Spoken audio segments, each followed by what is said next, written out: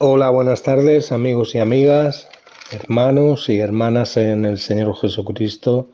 Mi deseo para vosotros, como siempre, es que os encontréis lo mejor posible en todos los sentidos y no solamente vosotros, también vuestras familias, vuestros seres queridos, que estén pues lo mejor posible. Principalmente vosotros y vosotras, hombres y mujeres de Dios.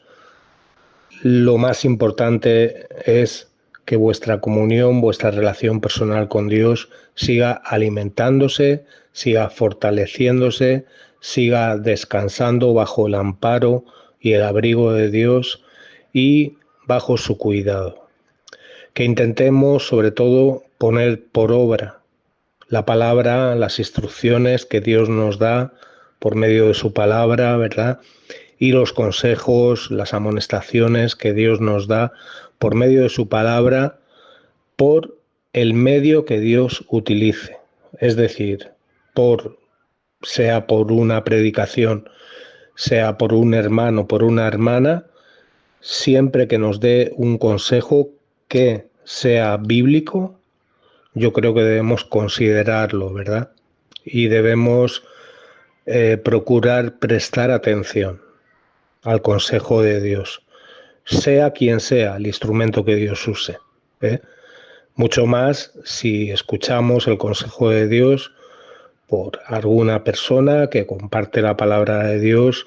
Vamos a comparar con nuestra Biblia a la mano, si es así, vamos a pedir a Dios que Él nos dé entendimiento, no para rebatir, sino para retener lo bueno que venga de Dios y lo que no venga de Dios, pues bueno, apartarlo, ¿no?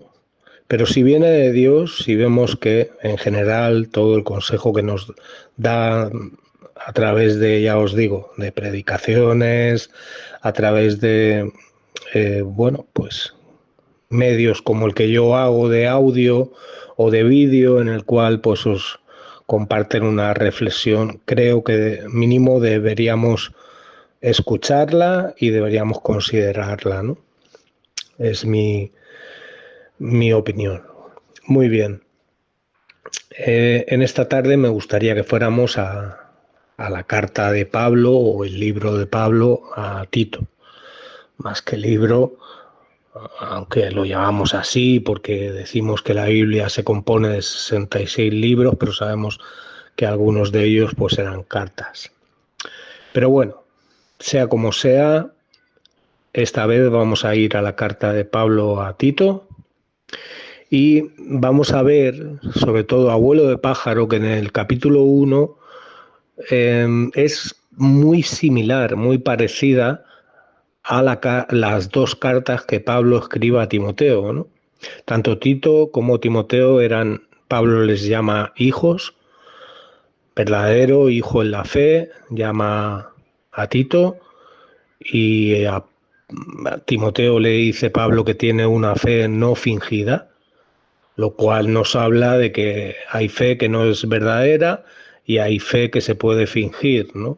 Entonces, si eso es así, puede haber hermanos que no sean hermanos. Podemos ser nosotros, debemos examinarnos si estamos en la fe, ¿no? Dice Pablo también, ¿no? No a Tito, a Timoteo, ¿no? Lo dice en otra carta. Entonces debemos examinarnos para ver si realmente estamos en, en la buena vid verdadera, ¿no? En Cristo, o estamos en los hombres, que eso sería muy, eh, eso trae maldición. Jeremías 17 maldito, el varón que confía en varón, ¿no? Creo que es Jeremías 17. Lo he dicho así, pero no sé si será, pero sé que viene en Jeremías, ¿no? Muy bien, entonces vemos que hay unos requisitos en el capítulo 1 que Pablo dice a Tito que cómo tienen que ser los pastores, los ancianos, los obispos, es lo mismo con diferentes palabras, pero bueno, es exactamente lo mismo. La gente que está al frente, llevando una responsabilidad de iglesia, ¿no? Sobre todo pastores, ¿no? Y cómo tienen que ser, cómo tiene que ser su vida personal, cómo tiene que ser su vida pública de la Iglesia, pública del mundo secular también, cómo debería ser, ¿no? Claro, estos requisitos nosotros podemos decir, bueno, esto es para pastores, esto es para ancianos, es para obispos, para nosotros estamos exentos. Pues no. O sea, los mismos requisitos que Pablo da a ancianos, obispos y diáconos o pastores, también son para nosotros, también son para las personas que a lo mejor hoy por hoy no tenemos ninguna responsabilidad ministerial en la iglesia donde nos congregamos, pero sí tenemos una responsabilidad personal que debemos intentar vivir bajo estos parámetros, ¿no? Y mucho más, por supuesto, los pastores, ancianos, obispos, diáconos, mucho más, ¿no? También qué conversaciones tenemos que evitar, ¿no? ¿Qué tipo de hermanos tenemos que no considerar mucho, no a, por supuesto, a sus personas o a su condición, ¿no? No se refiere a eso, ¿no? Pero sí a personas que son muy legalistas, personas que a lo mejor eh, andan en un estilo de vida pecaminoso, constante, personas que, que a lo mejor pues andan muy metidos en las filosofías, en las fábulas, en la psicología, ¿no?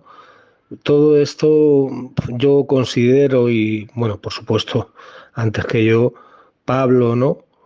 Consideraba que debíamos evitar, incluso hacer callar. Porque al final, por ejemplo, fíjate que dice el versículo 16, que profesan conocer a Dios, pero con los hechos le niegan, ¿eh? O sea, hay cosas, todas las cosas para un cristiano son puras, deben ser puras, ¿no? Es decir, deben ser cosas apartadas, cosas santas, ¿no? No quiere decir que no sean cosas de este mundo, porque vivimos en este mundo, ¿no? Pero debemos saber separar lo espiritual de lo carnal, lo que viene de Dios a lo que viene del hombre, ¿no? La gente incrédula, la gente que religiosa, pero que no nacida de nuevo, son personas que, dice el versículo 16, que profesan con sus labios conocer a Dios, pero con los hechos, con su testimonio, con su estilo de vida personal, lo niegan y son abominables, es una palabra muy dura, ¿no? Son rebeldes y no están aprobados, están reprobados en toda buena obra. Y estas personas debemos evitar en la medida de lo posible, ¿no? Bien, sí amar, por supuesto, pero aborrecer. Aún la ropa contaminada, también dice la palabra, ¿no?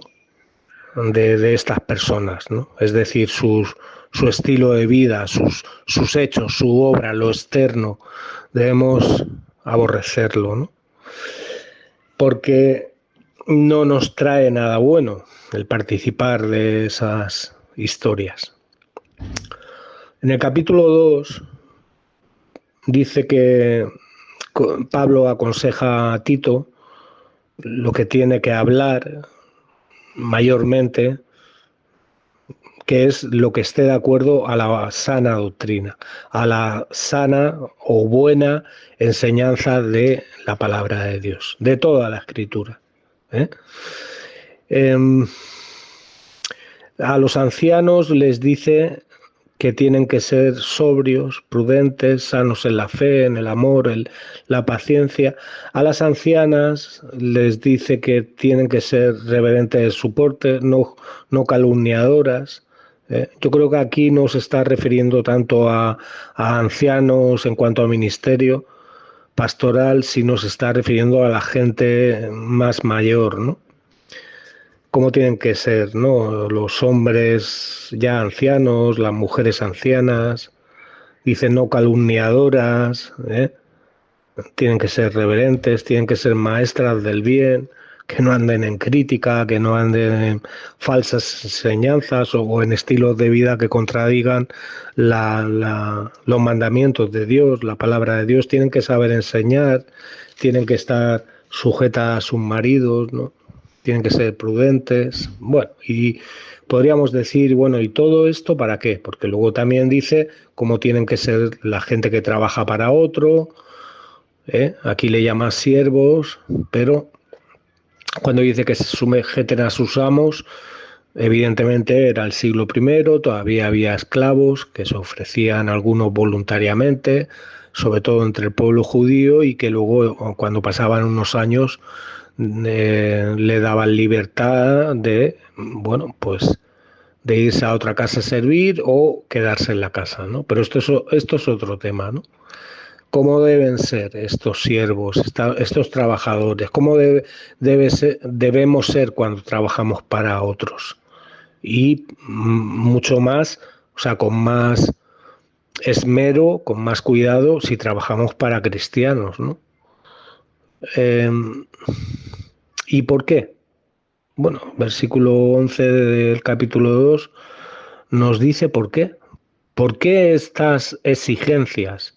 ¿Por qué estos consejos? ¿Por qué estos mandamientos de Dios por medio de Pablo? ¿Por qué estas amonestaciones? ¿Por qué estos linderos, digamos, este cerco, este vallado? ¿Por qué?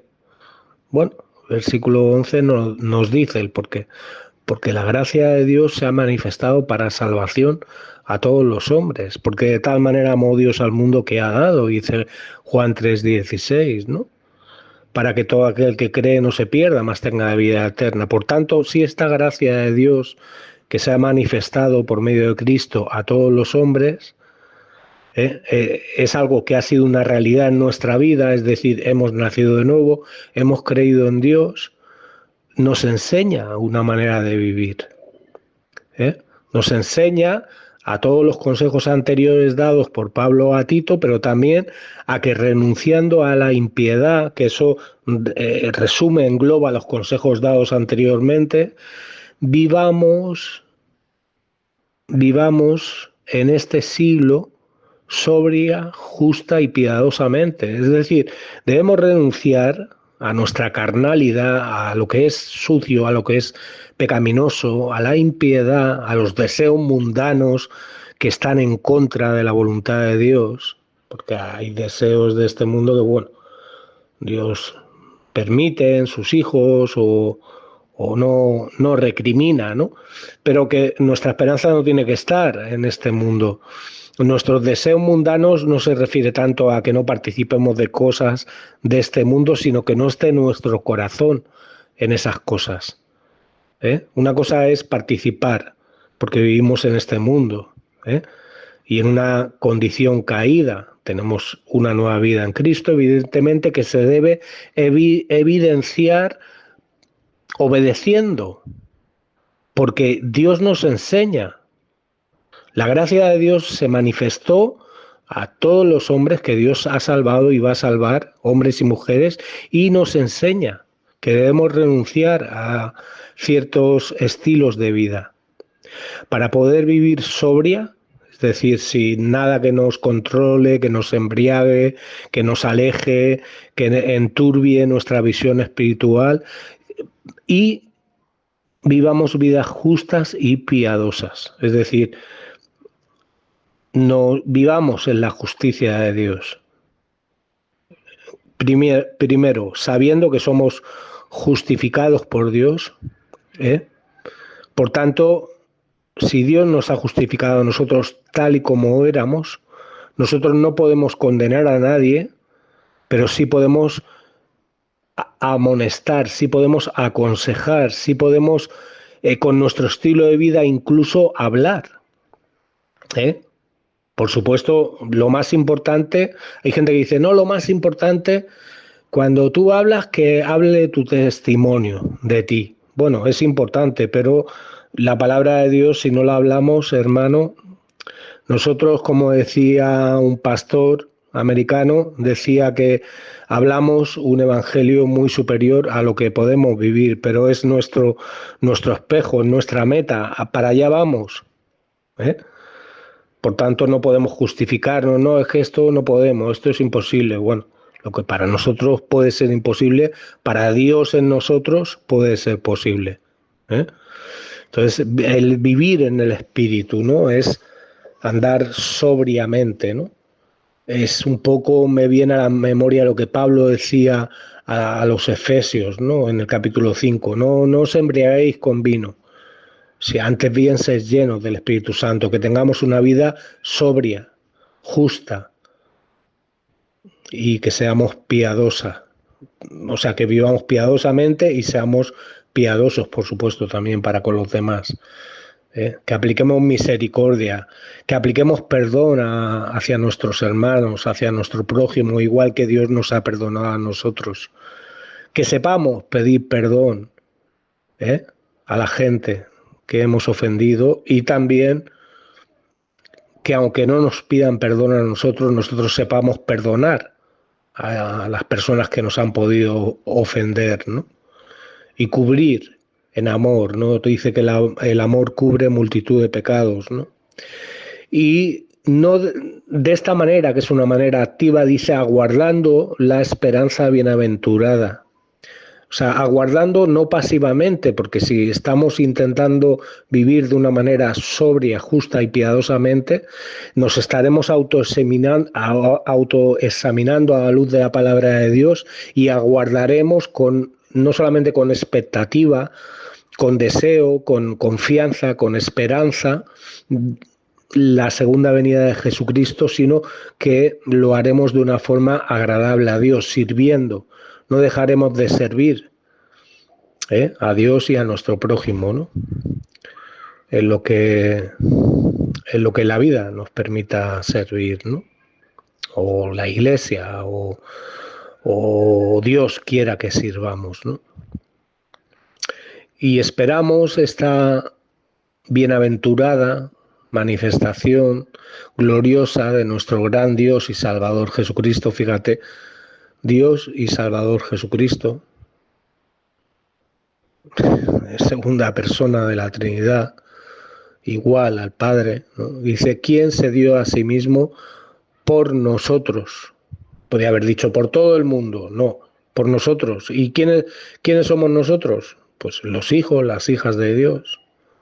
Él se dio. Yo pongo mi vida por las ovejas. Él se da por las ovejas principalmente dando oportunidad, por supuesto, dando oportunidad a todo el mundo. Oportunidad de escuchar su palabra, oportunidad de que pueda ser salva esa persona, ¿no? Pero él ya sabe, Dios ya sabe quiénes son sus ovejas, quién es su pueblo y quién no lo es, pero sigue dando oportunidad, sigue llamando aún a los hijos que están en rebeldía, como tú y yo alguna vez hemos podido estar, nos viene a buscar en nuestras miserias, en lo más profundo de nuestra amargura, en ese pozo de desesperación, como dice el Salmo 40, Dios se agacha si clamamos a Él, si esperamos, si reconocemos y nos levanta y nos saca aún de la desesperación más profunda, ¿no? Y Dios se dio por nosotros, hermano, principalmente, y hermana querida. ¿Para qué? Para redimirnos de toda iniquidad. Nos sacó de las tinieblas a su luz admirable. Nos rescató, pagó un precio por sus ovejas, un precio de incalculable valor, un precio incomparable, el más costoso de los precios, el santo, el justo muriendo por el injusto, para llevarnos a Dios. Y purificar, dice, versículo 14.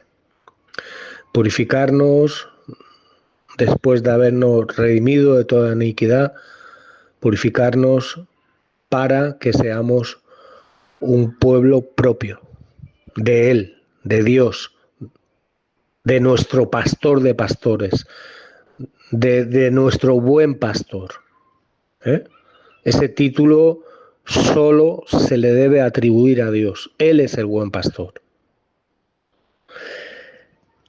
Por supuesto, al pastor que merece honra, honra, al que merece respeto, respeto, ¿no? Sin ninguna duda, ¿no? Pero por encima de cualquier hermano y hermana en la fe, es nuestro Dios, nuestro Salvador, Jesucristo. Para que seamos celosos, un pueblo celoso de buenas obras. Las buenas obras son las suyas, no son las nuestras. Efesios 2:10 son sus obras, que Él ya preparó. De antes de llamarnos ya estaban preparadas, de antes de que naciéramos de nuevo ya estaban preparadas, para que nosotros andemos en ellas, vivamos en esas buenas obras. Esto habla y exhorta y reprende con toda autoridad. Esto, no otras cosas, esto. Todo esto que hemos escuchado, todo esto que hemos leído, hablemos y exhortémonos unos a otros, y reprendamos con toda autoridad. Porque la autoridad, hermano, no la da el hombre, la autoridad la da Dios. La autoridad viene a nuestra vida cuando tú y yo somos obedientes a Dios. Somos hacedores de la palabra de Dios y no tan solamente oidores. Nadie te menosprecie, ¿no? Y esta palabra, menosprecie, en el griego es como darle la vuelta, ¿no? Nadie te quiera llevar por otro camino, ¿no? Nadie te dé la vuelta, ¿eh? Y esto es lo que yo quería deciros, o lo que considero que Dios quería deciros en esta tarde. Y yo espero que haya podido ser de ánimo para vosotros y de bendición. Ese es mi deseo. Que Dios os siga guardando, hermano y hermana, y que Dios os siga perfeccionando y santificando. Un fuerte abrazo para todos y para todas vosotras, en el amor de Dios.